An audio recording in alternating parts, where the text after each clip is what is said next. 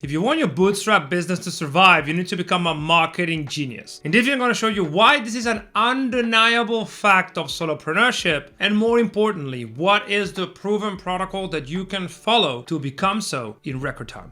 Let's get to it. Hey, I'm Castillo, founder of Selfmastered. We're a high-performance training company that helps entrepreneurs scale their businesses by solving their silent bottleneck, their own performance. We transform the unproductive, overwhelmed, and focused entrepreneurs into laser-focused business athletes that can achieve in one day what they previously achieved in 1 week.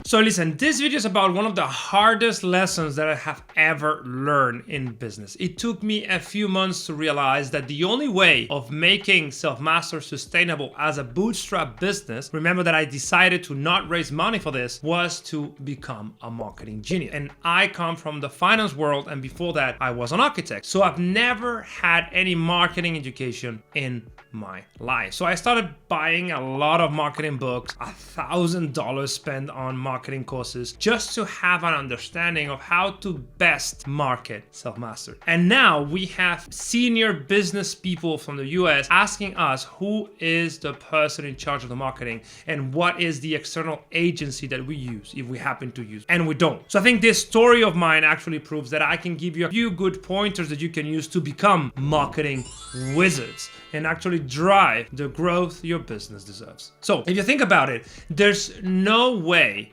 a solopreneur can survive in business without being a marketing genius, because marketing drives growth, and without growth, business dies. And since you are a solopreneur or you have a bootstrap business, you will have a hard time, at least in the beginning, hiring people and delegating tasks to them. You cannot afford high caliber marketing talent because it is very expensive, so you need to learn it yourself. And in order to be super effective, let me give you a crucial mindset shift that some people get too late in their careers that will make everything easier for you. And is that you are not in the business of selling products or services. You are in the business of finding problems and providing solutions. Sounds simple, but is incredibly powerful, because most people in business are obsessively focused on selling one more widget, one more course, one more mentorship. What they should be selling is an actual solution to problems. And once you internalize this, marketing becomes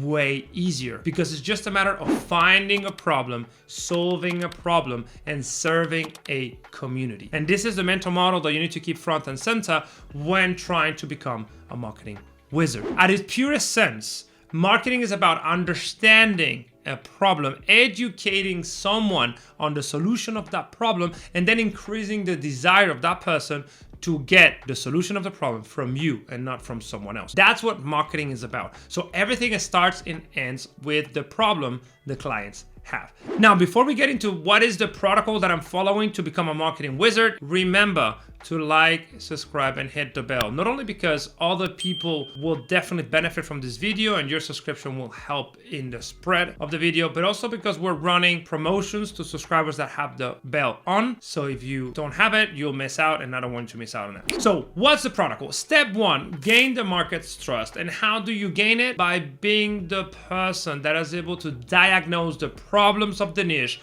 in the best possible manner. You need to niche down as much as you can until you effectively become the person that knows more about that problem than anybody else, even those that are actually facing the problem. You need to be a doctor that is able to perform the most accurate diagnosis of the problem, so that you inherently become the authority in the niche. Now, step two, once you understand what the problem is, you need to set a vision. What is the vision that you can create with your service and your products for that community? If that community has these problems, how will they evolve once they have worked with you? What will they become once they have gone through your program or your products? That vision is what's going to propel them forward. So it needs to be very clear, very precise, and it needs to be achievable, ideally with your product or service. Then step number 3, create a story or share your story. Don't invent it, share it. The most important asset in your business is your story.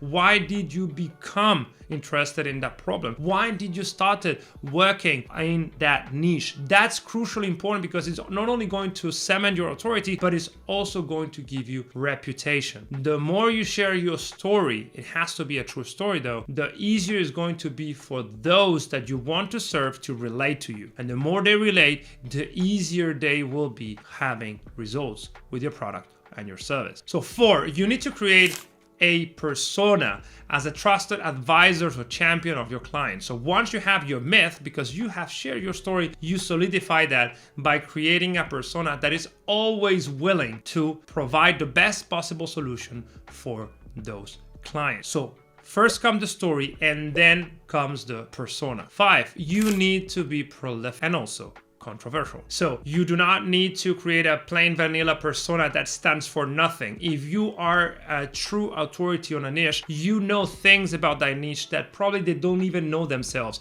and people outside of the niche will have no clue about it. So your role is to be prolific and, if necessary, controversial. Share your ideas, share your raw thoughts, rally your clients around you so that they understand that you are on their side, that you are not there just to sell stuff, you are there to help them. Because the more you help, the better it will be for them, but also for yourself. So don't hide, quite the contrary, become prolific, become preeminent in the eyes of your clients. And 6, create a community. Let those clients that you've helped in the past and those that you haven't had the chance to help yet rally together around your ideas, around your personality, around your persona, around your vision for that niche. This is why it is so important to actually find a niche that you are passionate about, that you have a story that relates to it, that you can craft an authority persona for many years, because over time you're going to be building a community that is going to